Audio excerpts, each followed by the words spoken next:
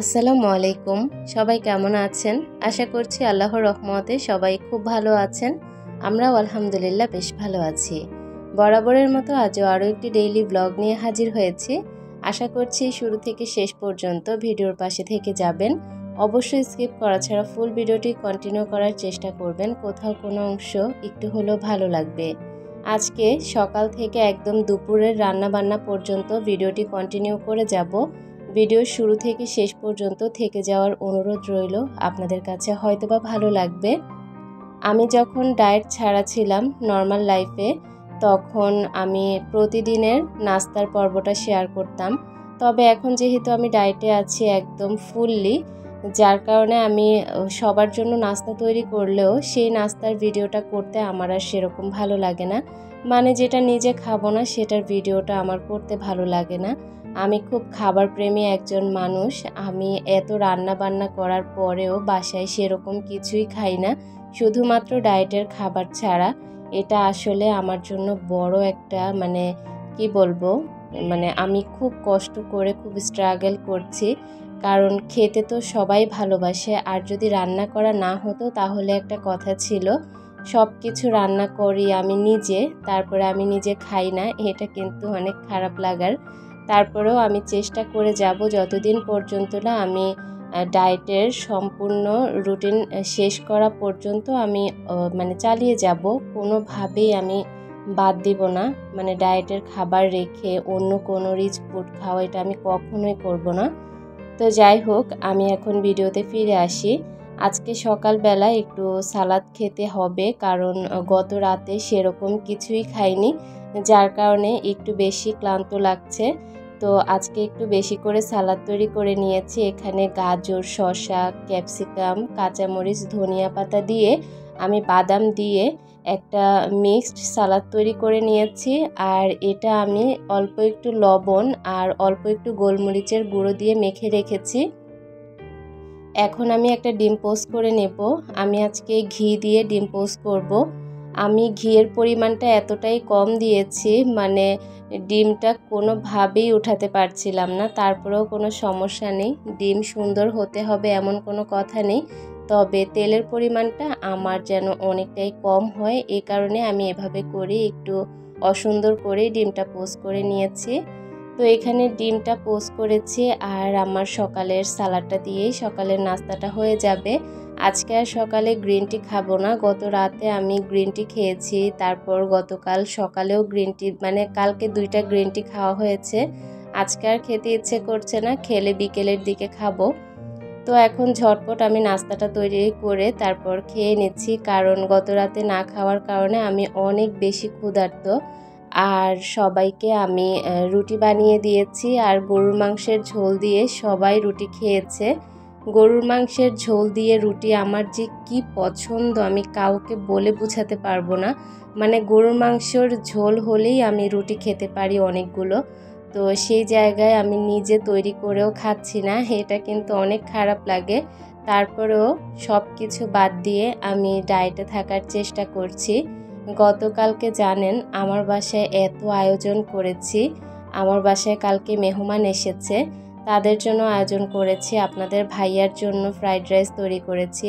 আমি কোনো কিছুই খাইনি, আমি ডায়েটের যে খাবার ছিল সেগুলোই খেয়েছি। তো যাই হোক, নাস্তা করে এখন দেখতে পাচ্ছেন কত কিছু এঁটো হয়েছে, এগুলোকে এখন একটু ধুয়ে ক্লিন করে নিচ্ছি। আজকে ভিডিওর শুরুতেই আমার প্রিয় আপুদেরকে মনে করিয়ে দিতে চাই, প্লিজ আপুরা আমার চ্যানেলটিকে সাবস্ক্রাইব করে আমার পাশে থেকে যাবেন। যদি আমার ভিডিও পরবর্তী দিনে দেখতে চান, অবশ্যই নোটিফিকেশন বেল আইকনের অল অপশনটি প্রেস করে রাখবেন। এতে করে আমি যখনই প্রতিদিন ভিডিও আপলোড করব সবার আগে আপনার কাছে একটা নোটিফিকেশন যাবে, আর ওইটা থেকেই আপনি আমার ভিডিওটা খুব সহজে দেখে নিতে পারেন। একটা সুন্দর কমেন্ট করে যাবেন, একটা লাইক দিয়ে ফুল ভিডিওটি কন্টিনিউ করবেন। আপনার একটা লাইকের কারণে আপনার মতো হাজারো বন্ধুর কাছে আমার এই ভিডিওটা পৌঁছে যেতে অনেকটাই সাহায্য করবে। আর একটা কমেন্টের কথা আর কি বলবো, কমেন্ট করলে আমি পরবর্তী দিনের একটা নতুন ভিডিও তৈরি করতে অনেক বেশি উৎসাহ পাই। যাই হোক, সকালের এঁটো থালাবাটিগুলো ধুয়ে নিয়েছি নাস্তা করার পর, যেগুলো এঁটো হয়েছে সেগুলো ধোয়ার পর এখন হচ্ছে ডিম নিয়ে এসেছিল আপনাদের ভাইয়া। আজকে নাকি তার ডিম দিয়ে আলু দিয়ে খেতে ইচ্ছে করেছে, মানে এটা তার খাবারের মধ্যে ফেভারিট তরকারির খাবার। মানে সে ডিম দিয়ে আলু দিয়ে একটু ঝোল করে রান্না করলে অনেক বেশি পছন্দ করে, সেই সাথে যে কোনো মাছ দিয়ে বেগুন তরকারি রান্না করলে অনেক বেশি পছন্দ করে। মানে এই দুইটা তরকারি তার কাছে অনেক ফেভারিট। তো এই দুইটা তরকারি আমি সব সময় রান্না করার চেষ্টা করি। আজকে আমি রান্না করব ডিম দিয়ে আলু দিয়ে একটু ঝোল করে রান্না করব, একটা সবজি রান্না করব, সেই সাথে বট ভুনা করব। এই খাবারগুলোই থাকবে আজকে দুপুরে। তো আমি এখানে ডিমটাও ধুয়ে নিয়েছি আর বটটাও ভিজিয়ে নিয়েছি। ডিমটা ধুয়ে রাখার কারণ হচ্ছে আজকে 4টা ডিম রান্না করব আর 2টা ডিম আমি ফ্রিজে তুলে রাখবো। আর ডিম ধোয়া ছাড়া আমি কখনোই সেদ্ধ বসাই না, এটা আমার কাছে একটু ভালো লাগে না। তো ডিমটা ধুয়ে আমি এক সাইডে রেখে দিয়েছি। এখন চাল ডাল ধুয়ে চুলাতে তুলে দিব। একদিকে আমি কাজ করব, অন্যদিকে আমার এই রান্নাগুলো হয়ে যাবে। ভাত আমি সব সময় চেষ্টা করি আমার অন্যান্য কাজের ফাঁকে বসিয়ে দিতে, এতে করে আমার অন্য কাজও হবে, তারপর রান্নার কাজটাও হয়ে যাবে। আমি সব সময় চেষ্টা করি 2টা কাজ একসাথে করতে, যাতে করে আমি টাইমের মধ্যে আমার কাজগুলো কমপ্লিট করতে পারি। এখানে আমি ডালটাও ধুয়ে নিয়েছি, চাল ধুয়ে পানি দিয়ে এখন চুলাতে বসিয়ে দিয়েছি। তো এগুলো হতে থাক, আমি আমার সংসারের অন্য কাজগুলো করে নিব।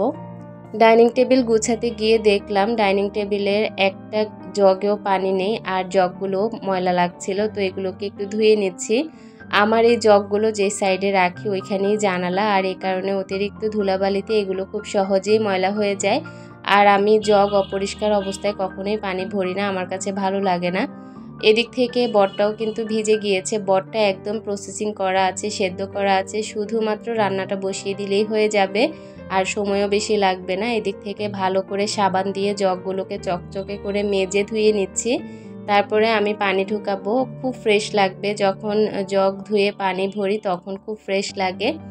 প্লাস্টিকের জগে যদিও পানি খেতে নাই, তারপরেও কাচের জগে সবসময় পানি ভরে খাওয়া এটা আসলে আমার কাছে একটু রিস্কি লাগে, কারণ আমার ছোট ছোট বাবুরা যেহেতু আছে, ওরা কোন সময় ভেঙে ফেলে। তো এই কারণেই আসলে সেরকম একটা কাচের প্রতি আমি আসক্ত হইনি জগের ক্ষেত্রে। তবে আপনাদের ভাইয়া আমাকে প্রতিদিন বকাঝকা করে এগুলোতে কেন আমি পানি রাখি। তো দেখি কখন আবার মাথাতে ভূত উঠে আর কখন এই জগগুলো চেঞ্জ করে কাচের জগ নিয়ে আসি। আমার এরিয়াতে সেরকম সুন্দর জগের কালেকশন পাই না, না হলে কিন্তু মনে ধরলে অবশ্যই কিনে ফেলতাম। ডাইনিং টেবিলটা সবসময় এরকম টিপটপ পরিপাটি রাখার চেষ্টা করি। এখন নতুন করে ব্যাম্বো যে ছোট্ট ট্রেটা আছে এটার মধ্যে একটা মানি প্লান্ট রেখে মাঝখান বরাবর রেখে দিই, ভালো লাগে। আমার ডাইনিং টেবিলটা যেহেতু একদমই কর্নারে চাপানো, মানে ওয়ালের সাথে একদম মিশিয়ে দেয়া, এ কারণে আমি মাঝখানে রানারে কোনো কিছুই রাখি না, শুধুমাত্র সাইডেই সব কিছু অর্গানাইজ করে রেখে দেই। আমার ডাইনিং টেবিলটা এতটাই বড়, মানে এক সাইডে এত কিছু রাখার পরেও আমরা কিন্তু সবাই খেতে পারি ডাইনিং টেবিলে বসে, মানে অনেকটা স্পেস আছে। আজকে একটা সাদা কালারের রানার বিছিয়ে দিয়েছি মাঝখানে, ডাইনিং টেবিলটাকে ভালো করে মুছে তারপর রানাটা বিছিয়ে এসেছি। এর মধ্যে দেখেন ভাতটা হয়ে গিয়েছে, একদিকে 2 কাজ হয়ে যাচ্ছে, কত ভালো তাই না? এরকম করে প্ল্যান করে কাজ করবেন, দেখবেন একদম টাইমের মধ্যে আপনি কাজগুলো কমপ্লিট করতে পেরেছেন। আপনার একদিকে কাজও হয়ে যাবে, অন্যদিকে আপনার রান্নাও হয়ে যাবে। আমার তো কাছে মনে হয় রান্না হয়ে গেলে একটা সংসারে আর সেরকম কাজই থাকে না।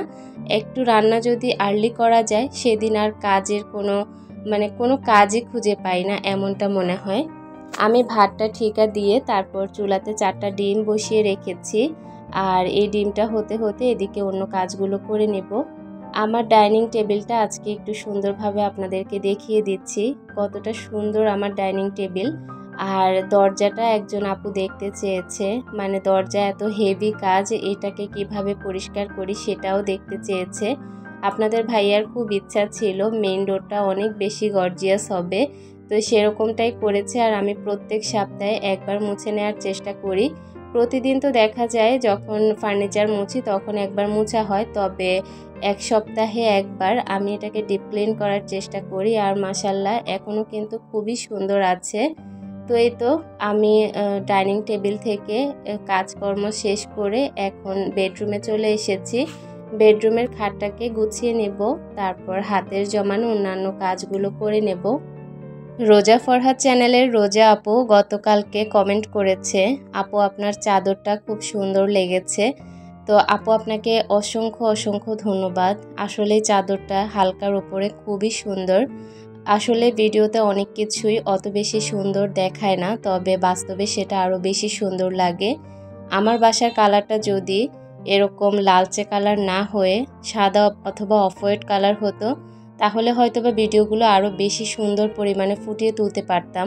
আপনাদের ভাইয়াকে আমাদের বাসায় যখন রং করানো হচ্ছিল তখন আমি বলেছিলাম যে আমার বাসার কালারটা অফ হোয়াইট কালার হবে, তবে সে তার পছন্দ মতো করেছে।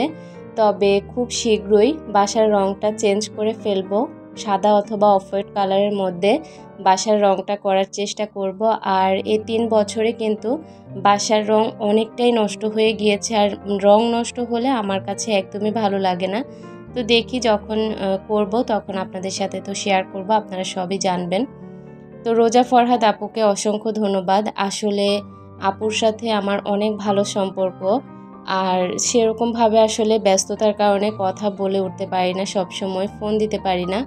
তবে সবসময় কিন্তু খুব মনে পড়ে যখন আপুর ভিডিওগুলো দেখি।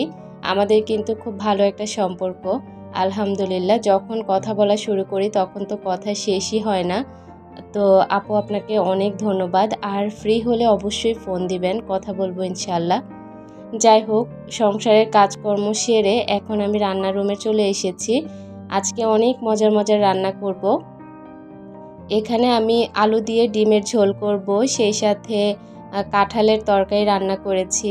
আপনারা হয়তোবা দেখতে পেয়েছেন মসুর ডাল দিয়ে আমি ফ্রোজেন করা কাঁঠাল রান্না করছি। কার কার অঞ্চলে খায় জানি না, তবে আমাদের অঞ্চলে কিন্তু কাঁচা কাঁঠালটা আমরা এভাবে করেই সবজি তরকারি রান্না করে খাই। আবার অনেক সময় দেখা যায় বড় মাছের মাথা দিয়েও রান্না করে, মানে এক একজন এক এক রকমভাবে রান্না করার চেষ্টা করে। আমার কাছে আজকে যেহেতু মসুর ডালটাই ছিল, ভাবলাম যে একটু নর্মাল সবজি করে তারপর খাওয়া যাবে। এখানে বেশ পরিমাণে রসুন কুচি আর পেঁয়াজ কুচি দিয়ে আমি তেলের ফোড়নটা দিয়ে দিয়েছি। ধনিয়া পাতা কাঁচামরিচ দিয়ে তরকারিটা রান্না করেছি, এত সুস্বাদু হয়েছে। মানে অনেকেই কাঁঠাল তরকারি খায় না, যেমন আপনাদের ভাইয়া, আমার শ্বশুর শাশুড়ি, কেউই কাঁঠালের তরকারি খায় না। রান্না করলে শুধুমাত্র আমি আর আমার বড় মেয়ে খাই, আমরা খুব পছন্দ করি খেতে। আমার কাছে তো বিশেষ করে খুবই ভালো লাগে, মানে কাঁঠালের তরকারি আমি অনেক পছন্দ করি। আর আজকে খুব সুস্বাদু করে রান্না করে নিয়েছি। তো কাঁঠালের তরকারিটা নামিয়ে আমি ডাইনিং টেবিলের উপর রেখে এসেছি। এখন আমি এক চুলাতে দিব বটের তরকারি, সেই সাথে অন্য চুলাতে ডিমের তরকারি। যদিও ডিমের তরকারিটা হয়ে গিয়েছে, এখন নামিয়ে নেব। আর সব কিছুই আমি খাবারের আগে ডাইনিং টেবিলের উপর রেখে দেই, এতে করে দেখা যায় খাবারের সময় টানা হেঁচড়ার ঝামেলাটা কম হয়। বেশ পরিমাণে ধনিয়া পাতা আর একটু ঝালঝাল করার জন্য অনেকগুলো কাঁচামরিচ ফালি করে দিয়েছি। আর খুবই টেস্ট হয়েছে আজকের ডিম তরকারিটাও। এদিক থেকে আমি সমস্ত মাংসের মশলা ভালো করে পেঁয়াজের সাথে তেলের সাথে কষিয়ে এখন এতে বটটা দিয়ে দিচ্ছি। বটটা আমি একদম মাখা মাখা করে ফেলবো, আর একটু ঝাল ঝাল করেই বটটা রান্না করার চেষ্টা করছি। আর খেতেও কিন্তু মাশাআল্লাহ খুব মজা হয়েছিল। এই তো বট রান্না কিন্তু হয়ে যাচ্ছে, এগুলো একদম তেল উঠে যাওয়া পর্যন্ত রান্না করে নেব। আমার আজকের ভিডিওর শেষ প্রান্তে চলে এসেছি। সবাই ভালো থাকবেন। আল্লাহ হাফিজ।